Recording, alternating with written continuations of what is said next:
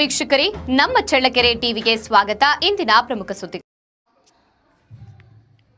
ಚಳ್ಳಕೆರೆ ನಗರದ ವಾಸವಿ ಕಾಲೋನಿಯ ಶ್ರೀ ಶಾರದಾಶ್ರಮದ ದೇವಸ್ಥಾನದಲ್ಲಿ ಆಯೋಜಿಸಿದ್ದ ವಾರದ ವಿಶೇಷ ಸತ್ಸಂಗ ಕಾರ್ಯಕ್ರಮದಲ್ಲಿ ಆಶ್ರಮದ ಅಧ್ಯಕ್ಷರಾದ ಪೂಜ್ಯ ಮಾತಾಜಿ ತ್ಯಾಗಮಯಿ ಅವರು ಶ್ರೀರಾಮಕೃಷ್ಣ ಮಹಾಸಂಘದ ಅಧ್ಯಕ್ಷರಾಗಿದ್ದ ಸ್ವಾಮಿ ಆತ್ಮ ಸಂಸ್ಥಾನಂದಾಜಿ ಅವರ ಜನ್ಮ ಶತಮಾನೋತ್ಸವದ ಪ್ರಯುಕ್ತ ಅವರ ಸ್ಮೃತಿಗಳ ಬಗ್ಗೆ ವಿಶೇಷ ಪ್ರವಚನ ನೀಡಿದ್ದಾರೆ.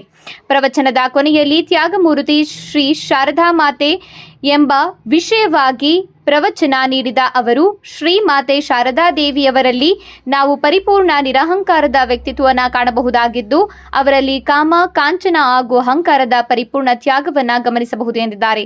ಸತ್ಸಂಗದ ಆರಂಭದಲ್ಲಿ ಯತೀಶ್ ಎಂ ಸಿದ್ದಾಪುರ ನೇತೃತ್ವದಲ್ಲಿ ಸದ್ಭಕ್ತರಿಂದ ಸಾಮೂಹಿಕ ವಿಶೇಷ ಭಜನೆ ಮತ್ತು ದಿವ್ಯಾತ್ರೆಯರಿಗೆ ಮಂಗಳಾರತಿ, ಪ್ರಸಾದ ವಿನಿಯೋಗ ನಡೆಯಿತು. ಕಾರ್ಯಕ್ರಮದಲ್ಲಿ ಶ್ರೀಮತಿ ಎಂ ಗೀತಾ ನಾಗರಾಜ್, ವನಜಾಕ್ಷಿ ಮೋಹನ್, ಮಾಣಿಕ್ಯ ಸತ್ಯನಾರಾಯಣ, ಚೇತನ್, ಮಂಜುಳಮ್ಮ, ಭಾರತಿ, ಯಶೋಧ, ಪ್ರಕಾಶ್, ರಶ್ಮಿ, ವಸಂತ, ಪಂಕಜ, ಡಾಕ್ಟರ್ ಭೂಮಿಕಾ, ಗೀತಾ, ವೆಂಕಟೇಶ್ ಸೇರಿದಂತೆ ಸದ್ಭಕ್ತರು ಉಪಸ್ಥಿತರಿದ್ದರು.